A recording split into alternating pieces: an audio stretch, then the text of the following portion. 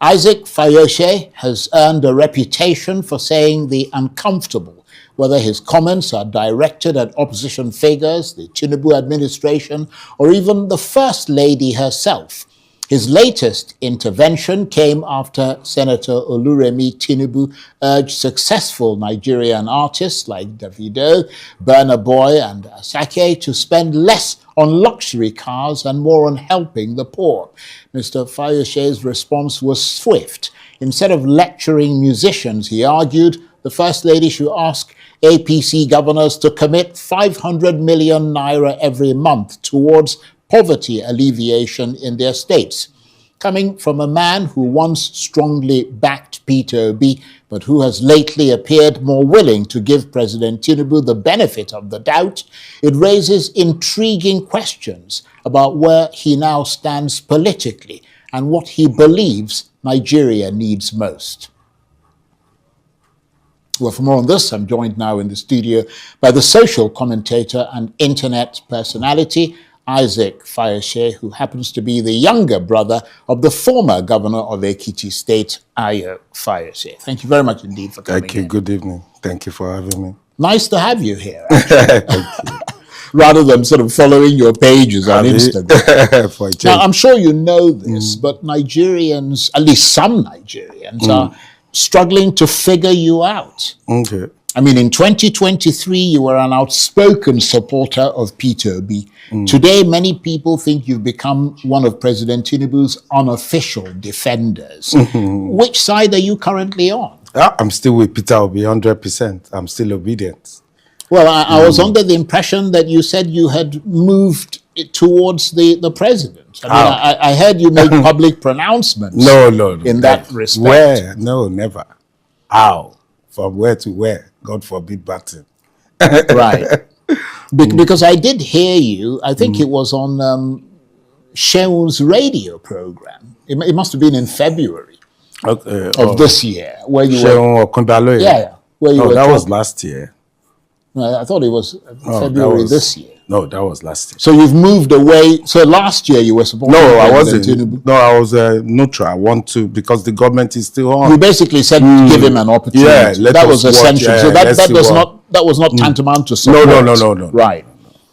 Now, because your critics say you've changed your politics because it's fashionable or perhaps because it's convenient. I mean, but what you're saying is that your principles haven't changed. No, I'm still obedient. Right. I still believe in Peter Obi any day, but Tinubu is government of the day. So you shouldn't ignore it. Basically. No, right. At least our 4 years, we must ask for the best, and where we see them doing well, we can give them the credit for it. But I mean, has your assessment of Nigeria's political reality changed in the 3 years that Tinubu has been president? Well, Tinubu, for now, I would probably score them 47%. Right. 47%. Area of state police, they are pushing now. I don't know why they haven't done this in the last... Well, actually, 47% is not bad. For Nigerian governments that tend to score a lot less than 47 in the minds of the people. 47%. I mean, that's what they've done. That's right. But I mean, when you look beyond things like state police and you look honest, local government autonomy. Yes. Local government autonomy is good, but they didn't follow it through. Right. You can see some state governors today are still exerting control. Still right. So they disobeying Supreme Court judgment. So they're still lawless, and President Tinubu can't control them because he too is desperate for second term. So it's as good as no local government autonomy. But when you look at things like, I mean, beyond local government, and a lot of people would agree with you that he's made the right moves in that direction. Some people, most people would agree that state police is a good move, although there's some skepticism and people are still waiting to see the blueprint to know what is actually going to go in it and how the checks and balances are going to work. But when you look beyond that at things like inflation, insecurity, unemployment, the cost of living, do you still believe that the Tinubu government scores 47%? Yeah, when you look at cost of living, very high. That's why they are 47%. I'm looking at Apik FCT, for example. Right. I look at what Wike is doing. He's doing really well in FCT. I look at state police. I look at local government autonomy. You know, one few infrastructures here and there. I look at the stable naira. I'm a very major exporter of Nigerian goods to Europe and UK. Yeah, you are a business. So looking at the exchange rate now, even though their government took the exchange rate to 1,000 something, but in the last 12, 24 months, it's been stable there as a business. So you can plan. You can plan. Right. You know, so those are the areas that I'll say, okay, they've done really well. Security, they've scored F9. Security is 0, you know, and you don't expect a country like Nigeria to get security when you are paying your soldiers a pittance. 100,000, $50 a month. Yeah. What can you do with $50 a month? And South Africa is paying their own police $2 million a month. So you cannot compare the security you get in South Africa to what you get in in Nigeria. So they need to come up and encourage them more. Look at the food that they even serve the soldiers. So you can see that is insecurity will continue, is here to stay with us as long as we are still treating our personnel this way. Yes. No. I think you have a point there. Now, you took on the First Lady after she urged wealthy musicians to buy fewer luxury cars and do more charity. Why did that strike such a nerve with you? How can you tell me? You have my commonwealth. I have a personal wealth. And you that you are with my commonwealth, you are telling me, the owner of my personal wealth, to not share with the poor. And the poor money is with you. This is a government that you give even your governors billions. Look at Oyo State. He collects like 1 billion naira on security votes. Ekiti collects about 500 million. What security are they? And there are only your people in Ekiti. They still find a way. The people still find a way to release themselves. The Oyo State, nothing. So if you are holding on to billions, millions, you can encourage the people. You can, in Nigeria now, if you go to bank, they ask for collateral. They ask for, there is nothing you can do without collateral. But government, you have the money. You can take 500 million each state every month and say you that you need 10 million, 5 million, 20 million, come and borrow. I give you free interest rate for 3 years. Just get people to work. Yeah, that's... You understand? Yes. If you take $1 billion, for Ekiti, for example, if you take $1 billion every month, you will touch about 1,000 families. And now imagine 1,000 family times 48 months, your 4 years there. And that means the trickle down from those that's families. 48,000 people. Yes. Now imagine they have children, they have wife, Abba. You know, they know what to do. How can you tell Davido that there is nothing you are doing to help them?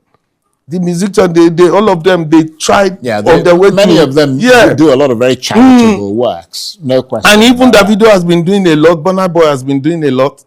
But you don't tell them, oh yeah, take your money instead of buying Lamborghini, when you are using our own money to buy private jets. And of course, those I'm just being reminded, those musicians, they all have foundations. I know. Yeah. I know. About a year ago, Davido gave them about almost 500 million. You know, and it's not even wise. How can our First Lady be saying we should take your own personal money when our own commonwealth? We can see. Yes. You look at how many buses they bought for renewal re-election. Where is the money coming from?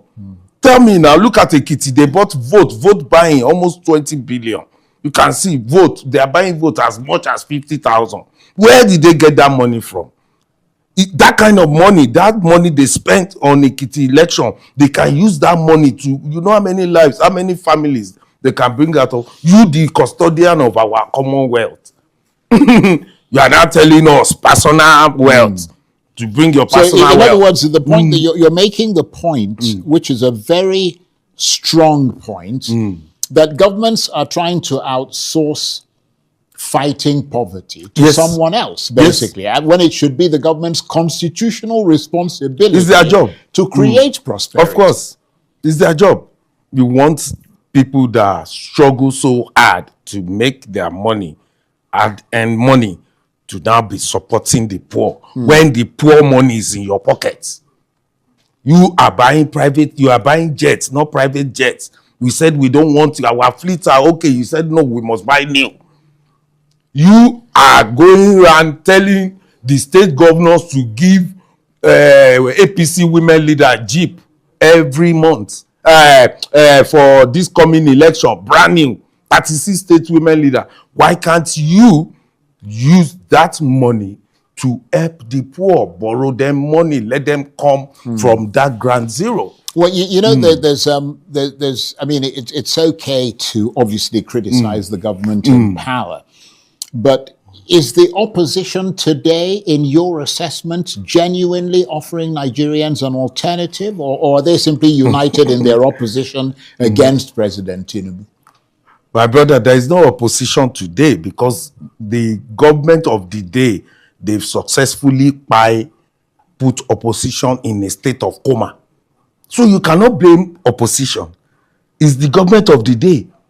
Look at what is happening to ADC. Look at what is happening to NDC. Look at what is happening to Labour. Those are government magic. Well, the government says the government says it's not them. No, obvious. That essentially the Nigerian politician is incorrigible. Oh. So wherever you put them, whether they're in the ruling party or in the opposition, they'll muddy the waters. The difference with the ruling party is that there is enough power and people gravitate towards the orbit of power to keep them in check. But when you're in the opposition that is essentially powerless, that's when you see them, you know, muddying the waters for themselves. My brother, by themselves. There is nothing like INEC in Nigeria. What we have now is government of court by court for court. In the last 12 years, all the presidents, they've been to court. So it's judiciary that now give us president, say, pronouncement that, okay, you are the winner. You are not the winner. We are no more practicing democracy. We are looking forward to January. But this January, we end up in court. Even the 1 trillion we are giving INEC, that one is just a boju. We are going to end up in court. It's the judiciary that determines who rule and who doesn't rule our country. We have lost it completely. There is nothing like democracy. What we have now is what we are looking forward to have in January is coronation. It's coronation now. There is nothing. Look at the ADC now. They've sent them back to the draw from Supreme Court. They send them back again. Now they are in appeal court. They will go to Supreme Court. They will send them back again. My brother, is judiciary. That's why they are building houses for them. There was a time there was a senator in National Assembly. He said, my wife, when the wife used to be president of appeal court, he said, my wife did a lot of jobs for politicians. Is this how they will be paying them back? My brother, there is nothing like democracy in Nigeria anymore. What we have now is people in Agbada. Is people that looks like military in Agbada. That's what we have. Your elder brother, former Governor Fayose, has often taken positions different from yours politically. How often do the two of you argue politics, and who usually wins? Okay, my brother, you know, is a politician. I'm not a politician. True. I'm more of a social commentator. Yeah, and a social critic. And a social critic. So my brother is part of them. He's part of them. He's a politician like them. He too is enjoying what Tinubu is doing. Because if he have the opportunity, that's what he will do. But do you argue with him over politics? Well, we talk about it. Lately, we've not been talking much. Right. You know, because we. So your politics has moved. Yeah. Before trailer pass our middle, we used to argue. Say, Oga, this is not right. This is right. I don't know why you will. When my brother was a governor, He stood well. He was against Buhari, and now you can see what is going on. How can you even be in APC and be in PDP at the same time? How can you be morning and night at the same time? I don't know. How can you be white and at the same time you are black? How? You are in PDP campaigning for APC. Democracy is in a mess in Nigeria. There's no more democracy here. Does he ever call you and say, tone it down? Or perhaps even people from Aso Rock? Oh, maybe he'll call my mom and my mom will call me that. Don't give me hypertension. Leave your brother alone. But he himself, we have blocked each other. So we don't really talk. Well, that's a bit sad, actually, because I mean, the two of you together, you'd be quite formidable politically. I love him. I miss him. He's a good brother. But when it comes to matter of Nigeria, I mean, they should leave Nigeria alone. They are choking us too much. We're almost out of time. I mean, you've traveled around the country. You've engaged many, many Nigerians. I mean, in real life as well as on social media. What do you think ordinary Nigerians are saying that politicians simply aren't hearing? Oh, well, they know that the system is bad. They know the economy is bad, but they don't have power. And they are not aware because they are the owner of this power. So there's but when you are not aware, they are ignorant. Right. We are talking about 24 billion between chief of staff and this Mr. Akinyemi. They are talking about our money. But we will come on social media, we'll talk about it, laugh about it, and everybody will go home. Yeah, but they are not even aware. They are not even aware that this money is my money. It's my money that is that they are taking away just like that. Well, we're almost out of time. Let me ask you one final question. If the election were held today, would you vote for President Tinubu, Peter Obi, or someone else entirely, and why? If election, free and fair election today, President Tinubu won't get 17% of total vote cast. Yeah, but who would you vote for? I'll vote for Peter Obi. Right. Yes, I'll vote for Peter Obi.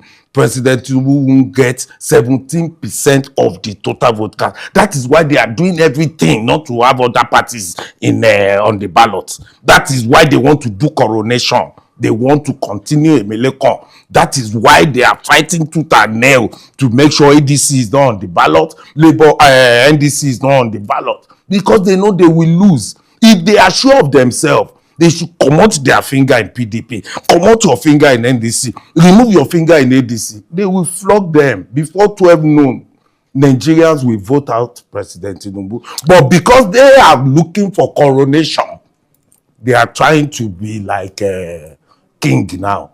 So they won't allow it. So come January, it's only the people that can deliver themselves.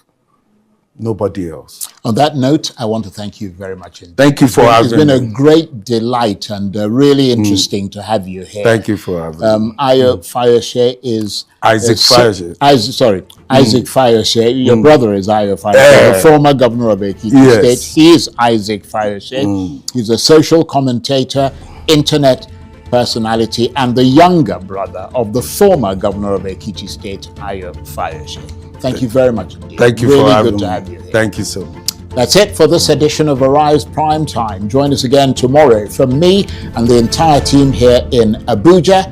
Bye-bye, and thank you for watching.